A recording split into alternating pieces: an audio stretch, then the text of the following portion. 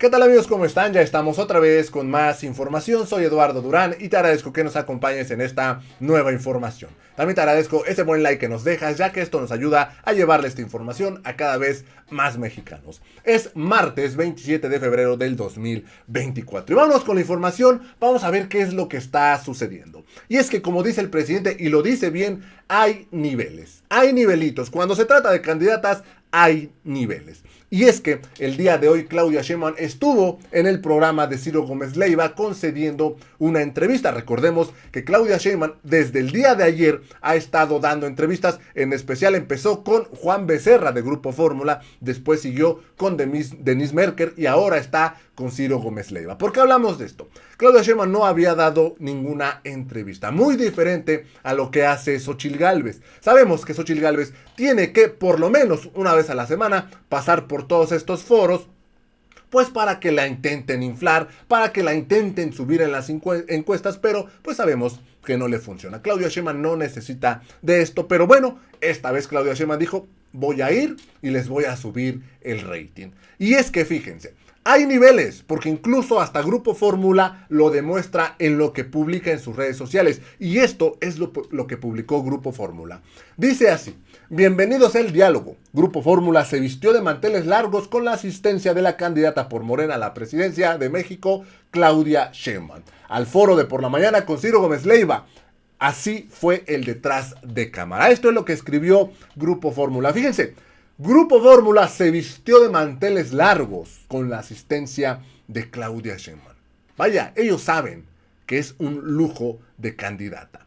Muy diferente a la botarga que tienen cada 8 días ahí, porque la botarga necesita ir para que la suban, le suban el rating, para que la inflen, para que la ayuden a subir a las encuestas. El día de hoy les voy a presentar esta entrevista porque Claudia Sheinbaum fue muy puntual y demostró por qué va a ser la próxima presidenta de México este 2 de junio. Además de esto, pues también ya conocemos a Ciro tratando pues de transgiversar alguna información. Ahí Claudia Sheinbaum muy puntual le puso las cosas claras a Ciro Gómez Leiva.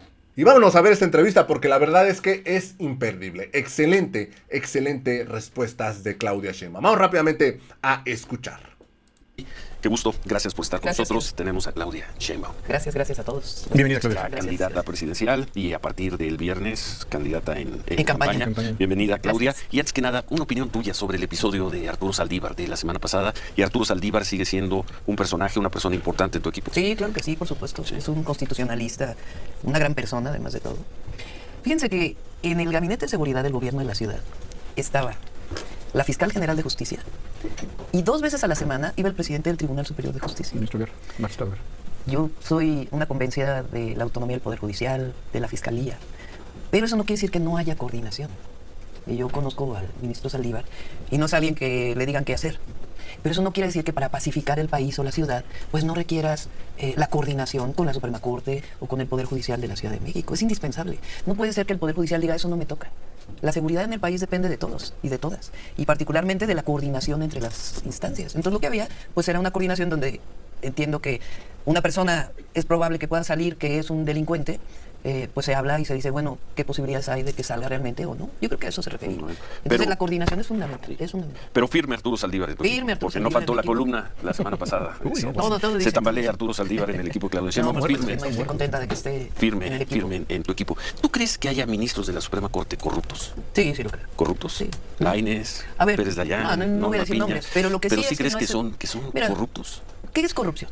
Corrupción tiene que ver no solamente con aquellos que reciben dinero por algún servicio público, sino también por aquellos que en el papel que les corresponde jugar como servidores públicos no hacen lo que les corresponde para beneficio de la justicia o del pueblo de México. El que tú guardes un caso que tiene que ver con el pago de impuestos, o que guardes un caso que tiene que ver con otro tipo de delincuencia o delincuencia de cuello blanco, y que no salga la resolución, pues tiene que ver con un conflicto de interés. Y un conflicto de interés pues tiene que ver con corrupción.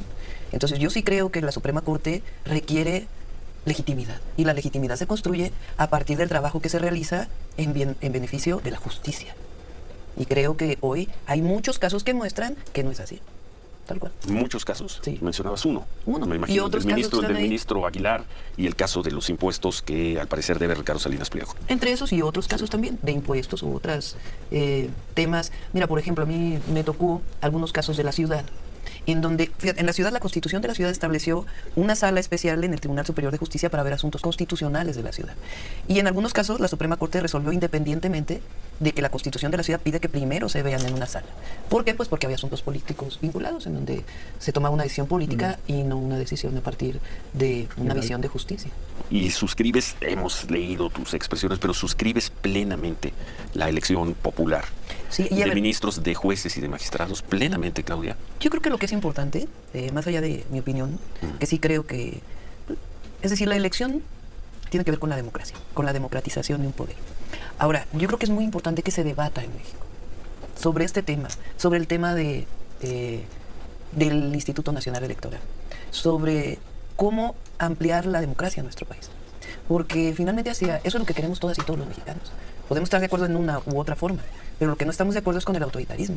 Y afortunadamente vivimos en un país democrático y queremos que se profundice la democracia en nuestro país. Vivimos en un país democrático, en los espacios para debatir ahí están. Sin embargo, también hemos vivido 5 años, casi 6 años, donde el presidente de la República le dice a los legisladores de su partido, no toquen una coma. Es una pero lo hacen por convencimiento, pensar que un legislador o una legisladora... Todos todo el tiempo, todo el tiempo. Bueno, yo creo que sería una falta de respeto a los y las legisladoras de Morena, o del Partido Verde, o del Partido del Trabajo, no pensar que están de acuerdo con lo que se está proponiendo. Porque no es un asunto de una instrucción. A ver, en nuestro movimiento, en Morena particularmente, no es así que un partido en donde se dice esto tiene que ser y todo el mundo lo hace. Hay discusión, hay unos que están de acuerdo con una cosa y otros que están de acuerdo con otra. Me critican a mí, critican a otras personas del movimiento. Y que bueno, es un movimiento plural que se debate, se discute. Entonces pensar que un legislador o una legisladora va a decir, sí señor, vamos a hacer lo que usted quiera, en nuestro movimiento, no, pues quiere decir que están de acuerdo con lo que se está proponiendo. Es muy distinto. Yo lo digo porque puede haber una discusión, pero si hay una instrucción que además se ha cumplido de que no toques una coma, pues ¿de qué estamos discutiendo? Porque están de acuerdo. Si no estuvieran de acuerdo, votarían en contra. Bueno, a juzgar por los números que se han dado a conocer, es altamente probable, o es probable, vamos a dejarlo altamente así, probable, que tú seas la próxima presidenta. Vamos a ver qué pasa, en los próximos meses. Vas a gobernar un país muy violento, muy peligroso, si ganas. Te escuché ayer completa la entrevista con Denise Merker. He escuchado cómo manejas, y con razón, cómo la percepción de inseguridad ha disminuido en el país. Pero es un país tremendamente violento y peligroso, Claudia. Es un país que si hace 6 años tenía 90 asesinatos por día, hoy tiene 80. Es una tragedia, Claudia. Es una tragedia. A ver, es una tragedia, sí. Yo diría de esta manera. Sí. ¿Cómo fue que irresponsablemente se hizo una guerra contra el narco? Que todavía no acabamos de medir sus consecuencias. ¿Qué es lo que yo hice en la ciudad? ¿Y qué es lo que pretendo hacer en el país? De hecho, de quienes estamos en el proceso, yo soy la única que tiene experiencia en seguridad y además con buenos resultados en la Ciudad de México. Nosotros hicimos o generamos una disminución del 60% en delitos de alto impacto y 50% en homicidios. ¿Cómo lo hicimos? Con una estrategia que desde mi perspectiva la puedo resumir en 3 ejes. Lo primero es atención a las causas. Cualquier política de seguridad, antes le llamaban prevención, es mucho más completo decir que los jóvenes necesitan educación, necesitan acceso al empleo, necesitan acceso a una vida distinta, a la oportunidad y al acceso al derecho de posibilitar vínculos que tengan que ver con una vida de construcción de paz y no de guerra. Entonces la atención a las causas, que podemos, si ustedes lo quieren, decir cómo lo hicimos en la ciudad, porque es más allá de jóvenes construyendo el futuro. Lo segundo, inteligencia e investigación. Y lo tercero, coordinación. Por supuesto, mejoramos las condiciones de la policía. Si me puedo tomar 3 minutos. En nuestro país, con el sistema penal acusatorio, si hubo un hecho, por ejemplo, un robo con violencia, y la policía no llega en el momento para detener en flagrancia al delincuente, entonces comienza una etapa de investigación cuando uno pone una denuncia. ¿Y qué es lo que pasa en las fiscalías? Pues hay un altero así de carpetas de investigación que no tienen resultados. Entonces, ¿qué es lo que hay que fortalecer? Pues hacer bien esas carpetas de investigación en la Fiscalía o en las Fiscalías Estatales y la Fiscalía General de la República, que tengan pruebas suficientes para que un juez diga, ahí está la orden de aprehensión. ¿Cómo se puede hacer eso? Pues solamente teniendo un área de inteligencia e investigación que trabaje de manera coordinada con las fiscalías. Yo lo dije en mi discurso en el Instituto Nacional Electoral. Yo creo que aunque haya autonomía del fiscal, sería muy bueno que estuviera en el gabinete de seguridad. Porque de esa manera hay coordinación en los distintos casos que te permita abrir esas carpetas, presentar a los jueces tu carpeta de investigación y que vengan órdenes de cateo, órdenes de aprehensión. Ese proceso es indispensable para disminuir la impunidad en el país. Es decir, no importa si es una causa que tenga que ver con delincuencia organizada, con violencia familiar. Si hay un homicidio, el homicida tiene que ser sancionado. Y para que eso ocurra, pues tiene que fortalecerse nuestro sistema de procuración de justicia, de policías, de Guardia Nacional. Mira, y eso lo vamos a hacer, lo hicimos en la ciudad. Claudia, lo comentábamos hace unos momentos, no recuerdo a propósito de qué tema. Yo recuerdo desde que empecé a trabajar en esto hace ya muchos años, el índice de impunidad era de 95%, 96, 98, hoy sigue siendo igual. Bueno, y sería también una desgracia que si ganas la presidencia y eres la presidenta dentro de 6 años. Aquí cuando alguien está entrevistando al candidato o a la candidata, digan, el índice de impunidad en México sigue siendo de 94, de 96, de 97%, Claudia. Ese es el país, eso es México. A ver. Ese es el México. A ver, si ustedes ven cada 15 días que el presidente hace su informe de seguridad, tiene una primera sección que se llama Cero Impunidad. Pues sí. Y ahí vienen una serie de acciones que se han venido tomando.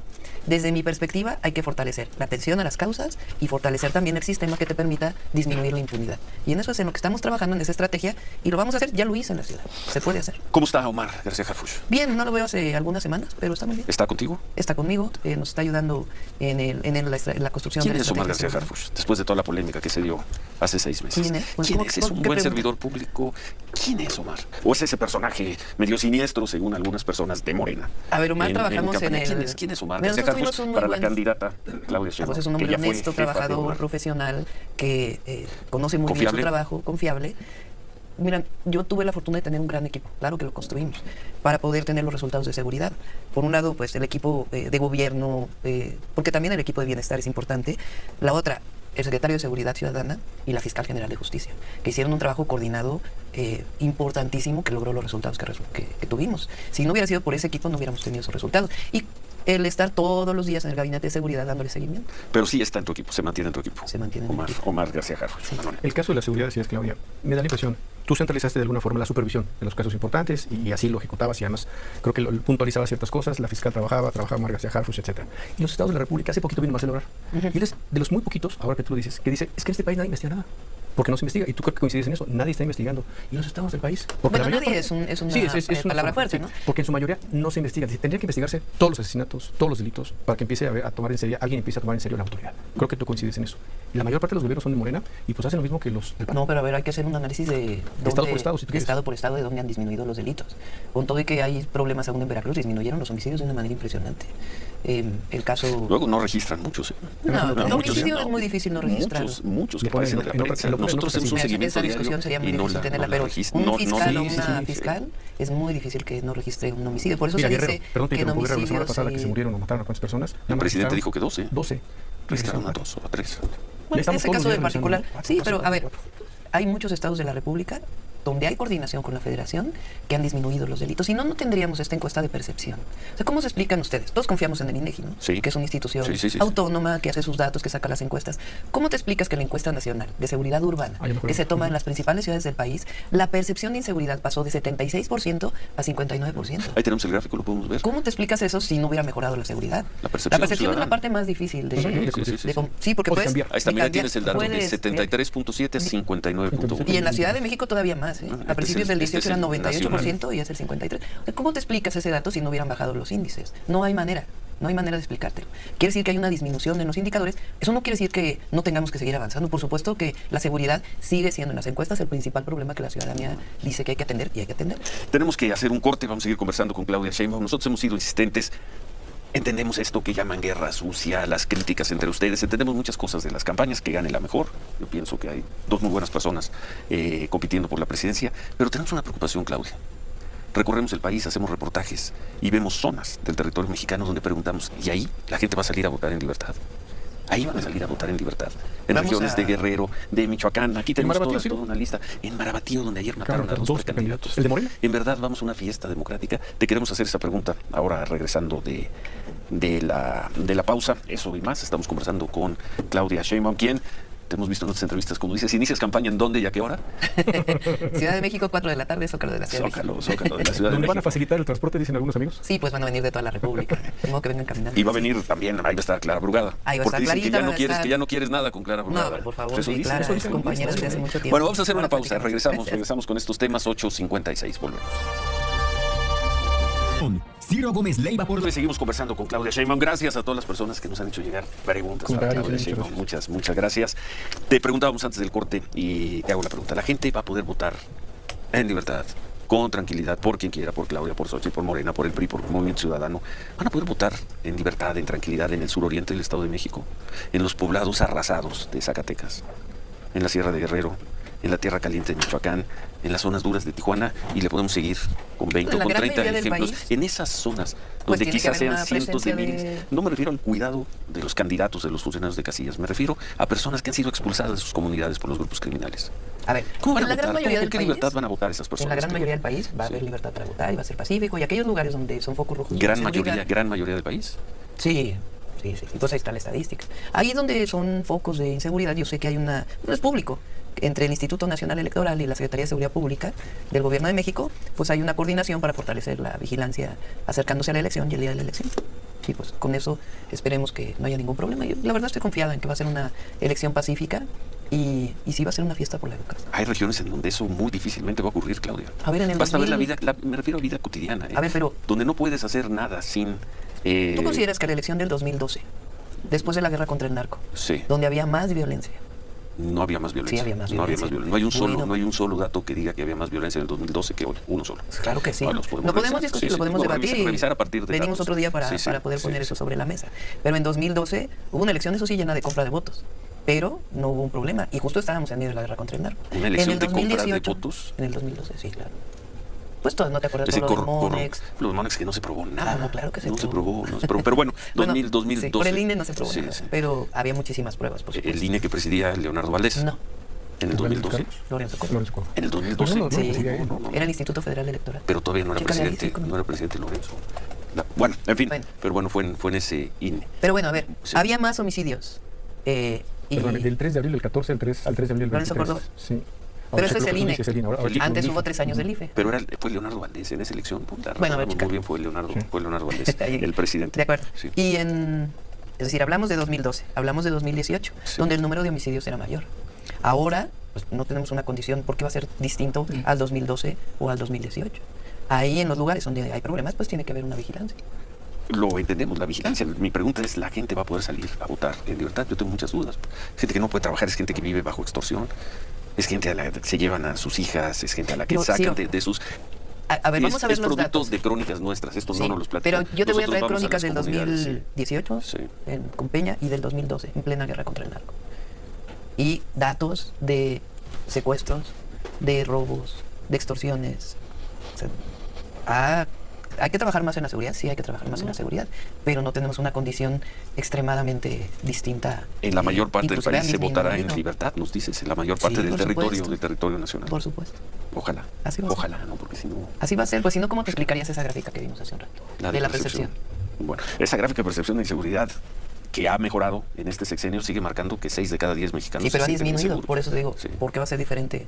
Supongamos que estuviera igual, pues ojalá, pero está mejor de acuerdo con la gente. Ojalá tengas razón. Leí un artículo de Jorge Volpi el sábado, toca el tema de que Andrés Manuel López Obrador no se va a ir, en fin, un tema que te han preguntado en muchas entrevistas, ya has respondido, etcétera. Pero subrayé esta frase de Jorge Volpi, dice, el presidente le colocó una batería de contrapesos a ti en el Congreso y en los estados.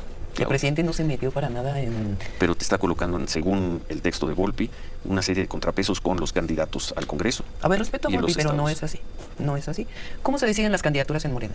Particularmente la lista de senadores y senadoras, la primera parte de la lista, se pidió una autorización al Consejo Nacional de Morena para que pudieran entrar personas que considerábamos que era importante que estuvieran ahí. En el caso de la lista del Senado, de plurinominales, de los diputados, la gran mayoría son por tómbola. Y en el caso de los candidatos a diputados por mayoría o candidatos a senadores por mayoría, se decidió por encuesta. Yo no sé qué idea se tiene, o algunos tienen, como si estuviera el presidente con tantas cosas que tiene que hacer, checando las listas de Hugo Palomino. Eso los columnistas lo ponen. Pues sí, pero los columnistas quieren construir una idea de país o una idea del presidente López Obrador que es falsa, absolutamente falsa.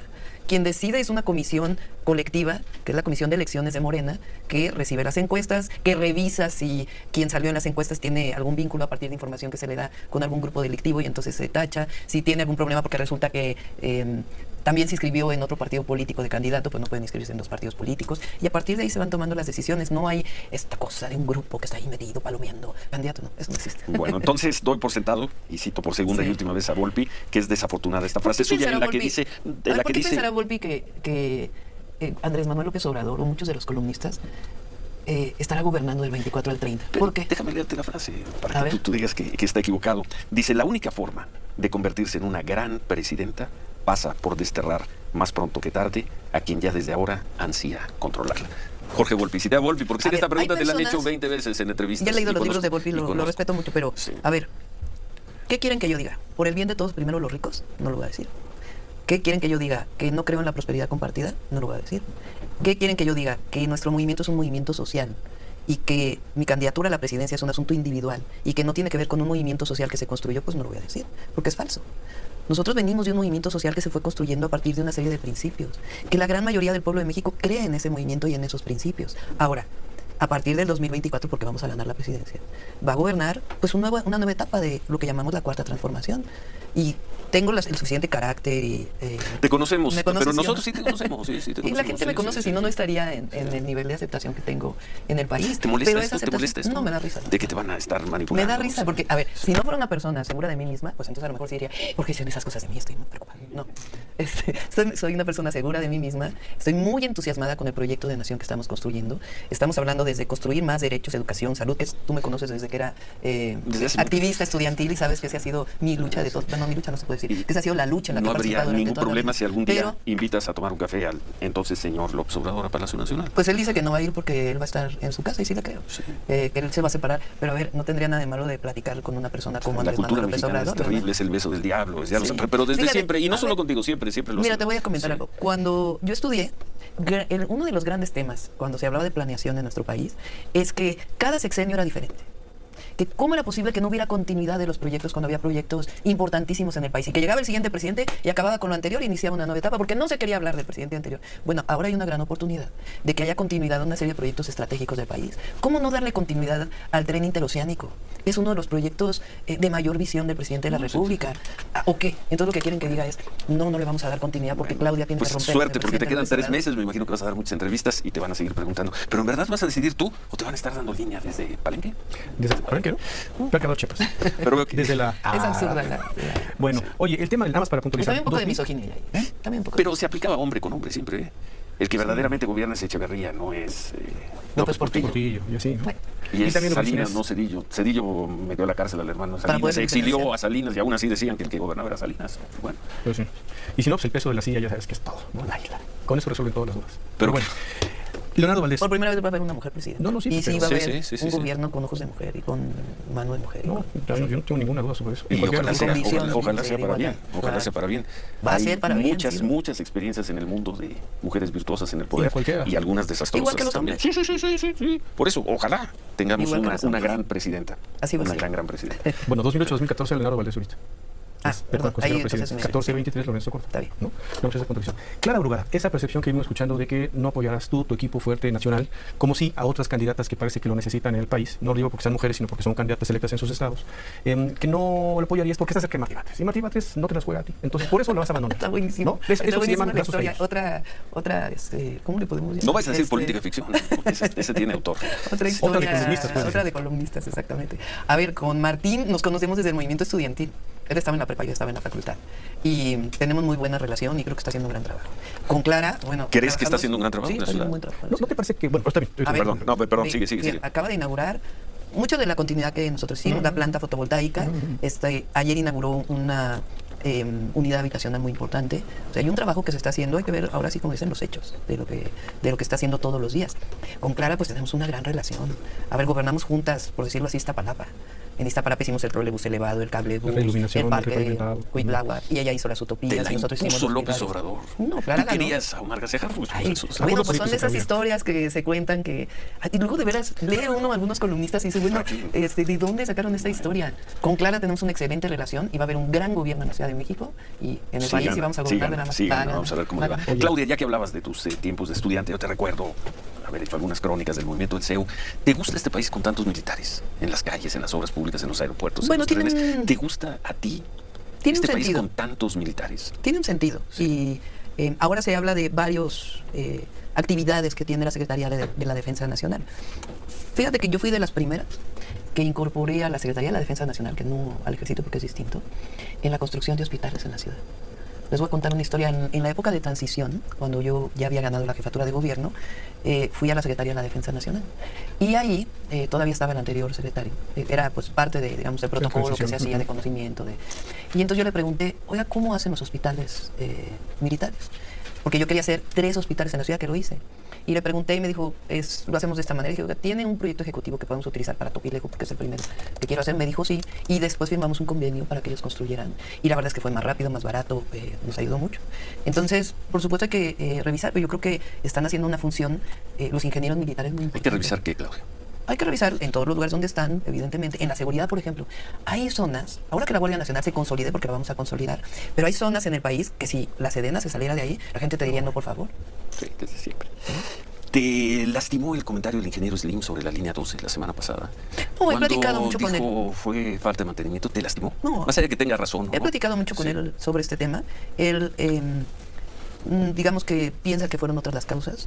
Nosotros hicimos una revisión técnica de la línea 12 y la propia Fiscalía lo hizo y tuvo una falla de origen. Lo importante aquí, yo creo, y para la ciudadanía, para quienes nos escuchan, es que el ingeniero Slim participó en el fortalecimiento de la línea 12. Sí. Se llevó la línea 12 incluso a una norma superior con la que fue construida. Y si ustedes se dan una vuelta por Avenida Tláhuac y ven cómo se reforzó la línea 12, y también los usuarios, si ustedes entrevistan a los usuarios de la línea 12, ellos dicen cómo se siente mucho mejor la línea, etcétera. Yo creo que lo importante es que la línea 12 está ahí, está reforzada y es una línea segura. ¿No te lastimó? No. El comentario. No, hay puntos de vista distintos. ¿No te equivocaste o exageraste, Claudia, cuando el día de la marcha por la democracia en el Zócalo, desde el INE les dijiste hipócritas y falsos? Yo me refería principalmente a los convocantes. ¿A quién convoca? Claudio X González convocando a la marcha por la democracia. Aquí lo tengo. Dijiste, resulta importante, y más aquí en este recinto del INE, señalar la falsedad e hipocresía de aquellos que hablan o marchan por la democracia. Sí, no pero me refería principalmente a los convocantes. A ver, qué bueno que haya marchas en este país. Gente que yo escuché dijo, pero ¿por qué nos dijo así? A ver, qué bueno que haya marchas, que haya democracia, que se permita la libertad de expresión, la libertad de movilización. Yo me refería en ese comentario principalmente a los convocantes. O sea, Claudio X González hablando de democracia, cuando fueron de los que financiaron la guerra de AMLO un peligro para México en el 2006, entre otras cosas. O el propio Lorenzo Córdoba. Que AMLO un peligro para México era una frase de campaña, ¿eh? No, fue una campaña fue una, tremenda, pero fue una que frase, se había endeudado a la Ciudad de México cuando no se había endeudado. A ver, yo fui vocera en aquella campaña. Me acuerdo, y también del lado de ustedes se decían una gran cantidad de cosas en campaña. Bueno, acuérdate que en el 2006 habíamos vivido el desafuero. Tú estuviste con nosotros en entrevistas varias veces, hablamos del fraude del 2006.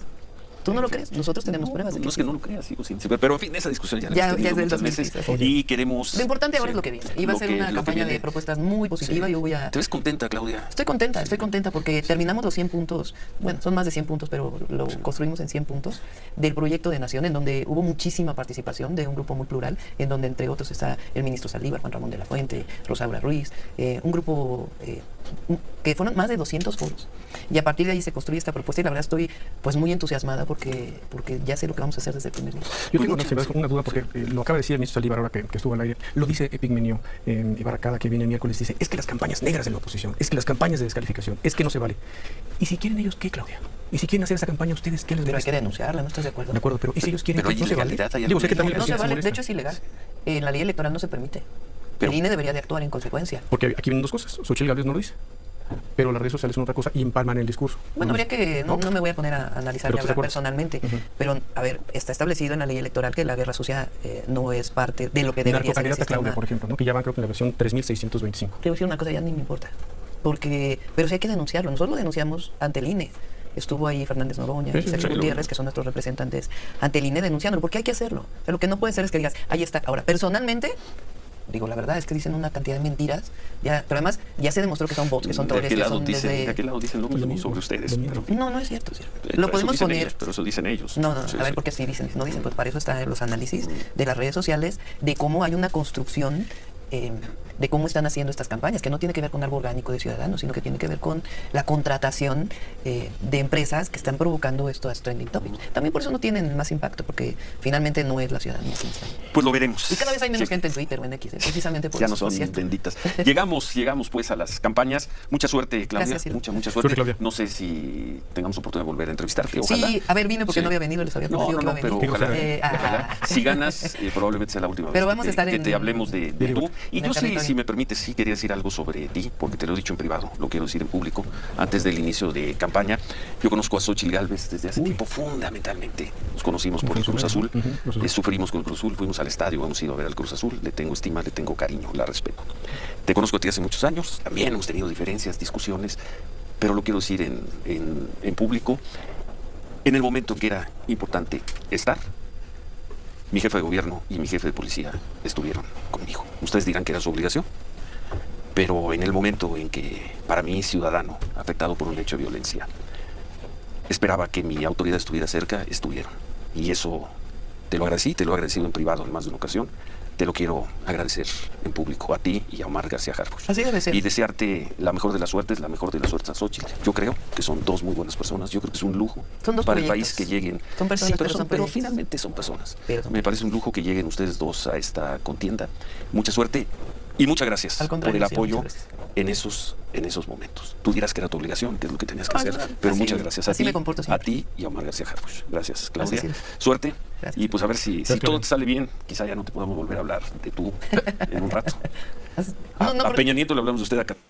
Fíjense nada más esta excelente participación, hay que decirlo, de Claudia Sheinbaum. De la entrevista no podemos decir mucho porque pues Ciro en su papel pues de atacante, más que preguntas atacantes, pero ahí puntual Claudia Sheinbaum contestando, dando respuestas puntuales a todo lo que señala Ciro, porque no son preguntas, más bien son señalamientos. Al final dice Ciro, pues tengo que agradecerte, estuviste cuando lo necesité. Bueno, primero, como dice el dicho, primero escupe el plato y ya después se pone a comer Ciro Gómez Leiva. Amigos, yo los dejo con la información, espero les haya gustado, los invito a que se suscriban al canal, también los invito a que me sigan en redes sociales donde igual subimos toda esta información. Me dio mucho gusto saludarlos, nos vemos en la siguiente nota, hasta la próxima.